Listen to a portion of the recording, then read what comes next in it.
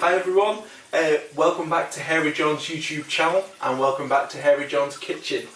Today is going to be another wine brewing video, and this time, sorry it's been a while, this time it's going to be a passion fruit wine. Now this is, it's basically a white wine, and I don't really like white wine usually, but one of the home brew guys, like at the home brew shop that I go to, he gave me a sample of some passion fruit wine that he'd made once, and it was absolutely gorgeous. So that's what I'm going to try and make today. So let's go through all the ingredients we're going to need. Okay, so first things first, we're going to need some passion fruit. Obviously. We're also going to need a fermentation bucket. We need 1 cup of apple juice. We actually only need half a cup of apple juice, but let's see how it goes. We need some wine yeast, and then we need sugar.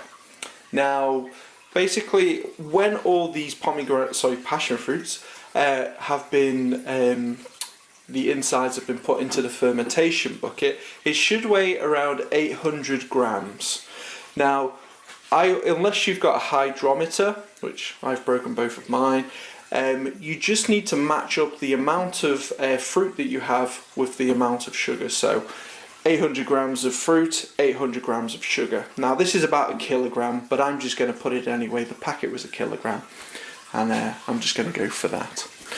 Okay, so first things first, we're going to slice these passion fruits in half, and then we're going to add the fruit on the insides to this fermentation bucket. Here's just a quick view of the passion fruit in the middle. They look absolutely gorgeous. Smell great too. And here they are going into the fermentation bucket. Excellent. Okay, so hopefully the messy part is all finished with now. So what we need to do, this recipe makes 3 bottles of wine. It's around half a gallon in the fermentation bucket. So I've put this post-it note here. When the water gets to around this point here, it's roughly half a gallon. Now I'm going to go over that a little bit because you're going to lose a little bit of wine during this whole process. But the next thing to do is to boil the kettle, and then we're going to add water to the passion fruit. Okay, so the kettle has boiled, and I am going to attempt to pour in about 1/4 of a gallon one-handed. This could be fun. Alright.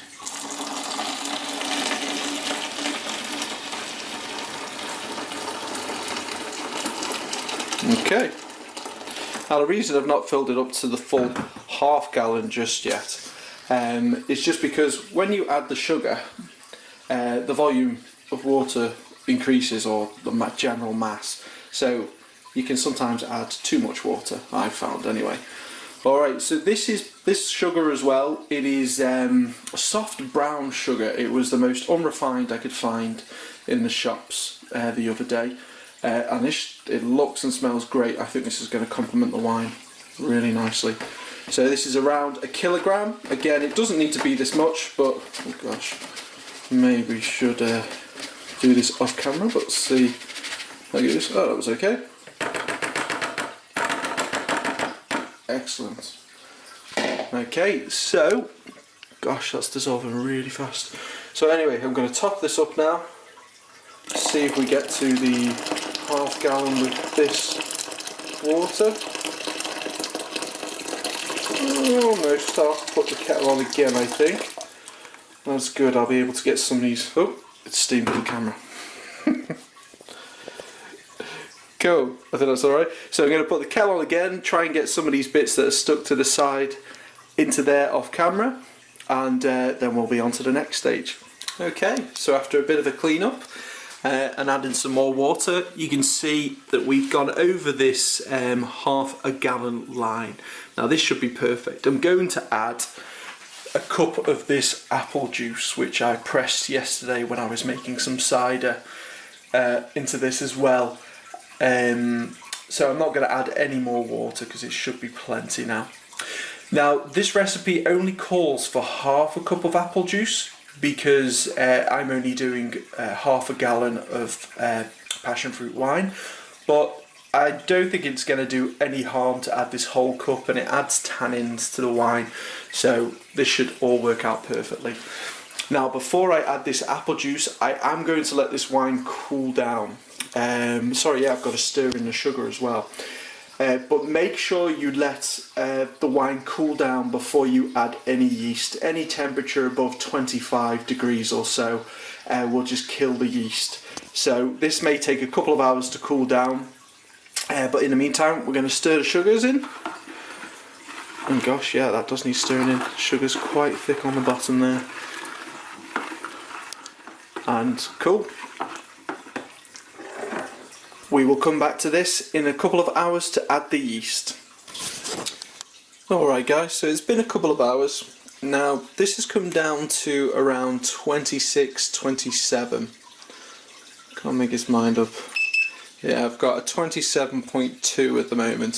So I'm going to let it come down at least a couple of degrees, but this apple juice, oh gosh, which has got cat hair in it now, sorry.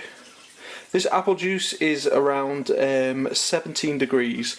So I'm going to add this to it, give it about 5 or 10 more minutes, and yeah, hopefully this will bring the temperature down a little bit more anyway. So, back in a moment. Okay, so the juice brought it down a couple of degrees, but yeah, I decided to leave it for another hour and let's give it a check. Okay, so 23.4, so that is fine. Anything below 24 and above 19, that's fine with me. So, I'm going to try and add the yeast on camera. There we go. So I'll get the spoon and I'll make sure all the yeast off there is in the bucket. So that yeast there, that's almost enough for a whole gallon. But again, the homebrew guys told me that it doesn't matter if you add a little bit more, it'll come out fine. Alright, so I'll just put the rest of the yeast on top and we'll come back in 15 minutes and we'll give this a stir. Okay, so the yeast has been sitting for 15 minutes, so not a lot has changed, but we're just going to give it a gentle stir now, just to mix in the yeast with all of the fruit and sugars and everything.